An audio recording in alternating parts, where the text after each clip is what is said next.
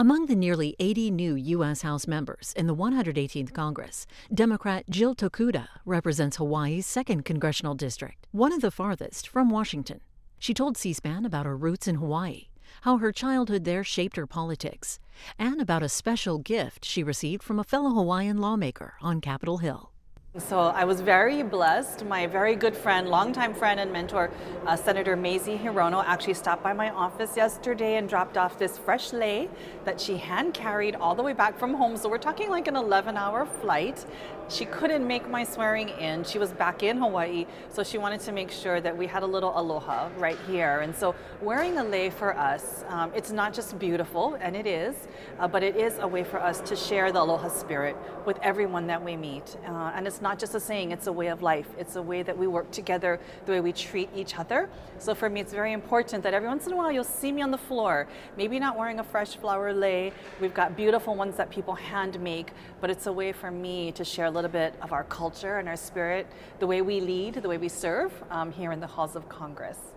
Is it a way to start a conversation with others here in Washington? It's the best way. I will tell you, nothing like wearing a lei or maybe some chocolate macadamia nuts, which we're very known to give to people in greeting to start up a conversation, because I love it that, you know, you mention you're from Hawaii and everyone gets excited and how they visited or they want to visit, but then we have a chance, it's an opening to talk a little bit more about the needs of the people that live there. Right now, it's tough for everyone, and even in Hawaii, it's hard to survive there. It's expensive. So if I even have a chance to talk about what I want to do for the people of my district, for the people of Hawaii, it's a huge opportunity. So whether it's a lei and a little aloha, we want to make sure that Hawaii is well represented and gets the help that they need back home. Describe your family roots in the state. You know, I really feel humbled and blessed to actually represent Congressional District 2. It represents every single island in the chain. And for myself, 4 generations of our family have called Congressional District 2 home. You know, my grandfather was born on Hawaii Island in Papailoa, and then he later was raised and learned to swim in the ditches of Maui and Pu'unene. My dad's side of the family came from Kauai, and we worked the plantations of Puhi Camp over there. That area still exists today. My auntie still lives there. And my mom's side, you know, grew up on the windward side of Oahu, where I have been born and raised, call home. My children go to the same public schools my husband and I did, right there in Kaneohe. And so to be able to now represent the area that has given so much to 4 generations of our family, now our 5th generation in my 2 sons, the Gosei, that's what we call it, 5th generation, it really is humbling for me, but also a huge responsibility. You know, for myself, we're often taught it's not just about you. It really is about what you do to serve others. And I go home every chance I get, and when I sit at that kitchen table and I look at our 2 sons and my nieces often sitting right there with me, I worry.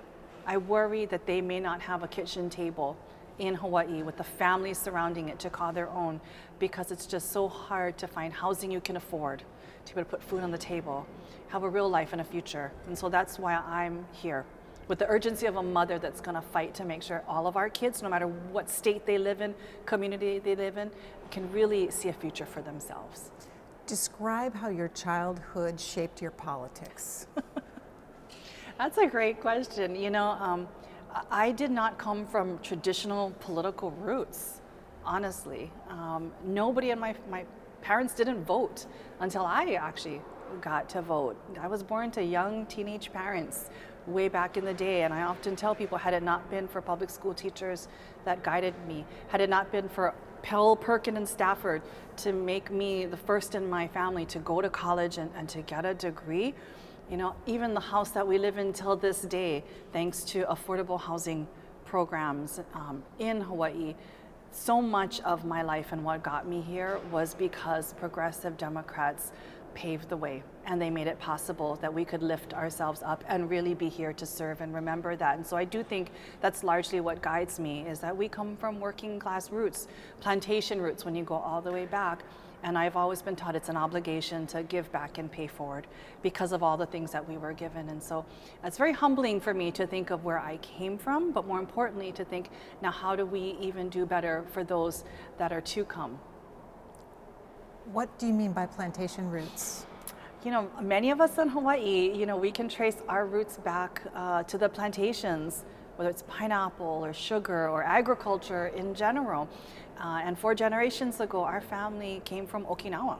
So all 4 lines of my family came from Okinawa and landed in Hawaii, as I mentioned, in different parts of the state on different islands, and somehow became me at the end of the day. But I really do think that dedication to hard work, the sacrifice for family, and the hopes of doing better for your children and the next generation, that was very much instilled in me in an early age, seeing that through my great-grandparents' sacrifice. My grandparents helped to raise us. You know, my parents were young, as I mentioned, when I was born, and so it really was about the whole family taking care of you, as it still is today. And so my grandparents helped to make sure I got to school, helped me get to the after-school activities that I needed to go to as well. And I even looked back at their personal experience. My mother's father, he served in the military intelligence service during World War II. You know, which was something not even talked about until just recently. At the same time he served his country, my great-grandfather, my Gigi, was actually interned in Santa Fe. He was taken from his home in Pu'unene. He was moved from one internment camp to another and ended up in Santa Fe. And so for myself, even growing up as a child, reflecting on those experiences and what that meant, and the fact that, quite frankly, even in the name of good, national security, other interests, so much wrong can be done as well. And it's important we learn from those mistakes of the past, at least we are doomed to repeat it. So much of what brings me here today in the halls of Congress, what we see potentially going forward, I think it's important that we reflect on our own personal experiences, our own past family experiences, and make sure that we use that to really do better, quite frankly, for the next generation and in the decisions that we're asked to make here in Congress. Was it your family roots that inspired you to study Japanese? I would say it was definitely through my grandparents' influence that I decided to learn Japanese when I was in, elementary school, actually. It was definitely a tradition in Hawaii that you would go to school and you would go after school to Japanese language school. They don't have as many of those programs anymore, but my grandma was the one who would pick me up and drive me to Japanese school so that I would have that experience every day. And then even learning from my grandfather, he, again, being in the military intelligence service, that was his role, to translate, to interpret, do all of these things, being fascinated by that, continuing to learn Japanese through high school, minoring it when I was right here in DC, going to the George Washington University and studying it, both the history, the political culture, but then the language as well. That was very, very important to me to have that connection. And I'm really proud to now see my sons, my oldest son in high school, a 9th grader, taking Japanese language and actually having an interest both in the culture and the community, wanting to study abroad at some point in Japan. And so for myself, yes, it definitely was a connection back to my family and my grandparents, really encouraging me to hold on to that language, and now passing that on to my son as well. What have you learned or what has surprised you about Washington, D.C. and being a member of Congress? Well, I think I was blessed in the sense that I did live in DC back in the mid-90s. I would say it's a very different Washington, DC today than it was when I was back here in school. But just, many surprises across every aisle. I will say the one that I'm really happy about compared to when I first came to Washington, DC in the mid-90s is I look around and I see more people that look like me.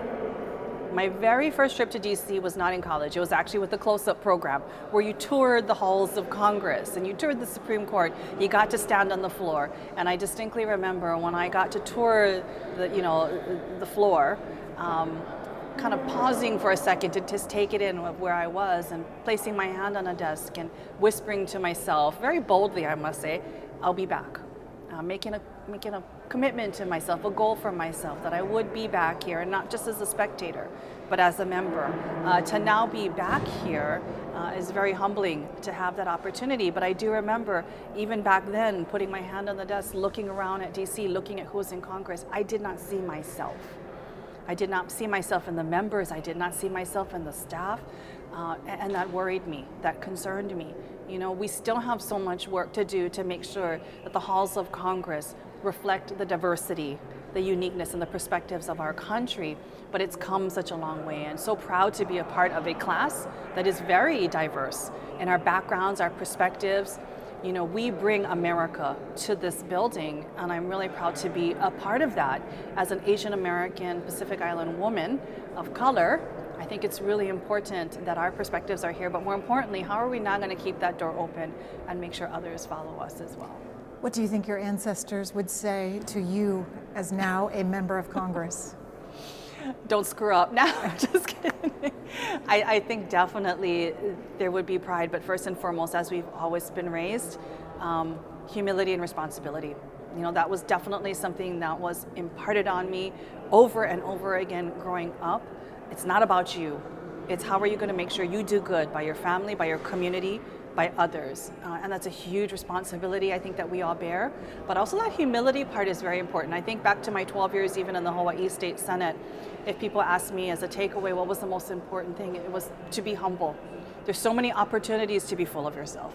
There's so many opportunities to think that it's just about you, and that you make the decision, but really it's not. It's not about you. Those are one of the final words that I stated on the floor of the State Senate when I left, was a reminder, it's not about you. It's about the people we serve, and that has to be our mission and our motto every single day. And so definitely I think if my Gigi was talking to me and my grandparents were talking to me, they would say humility and responsibility. Never forget that.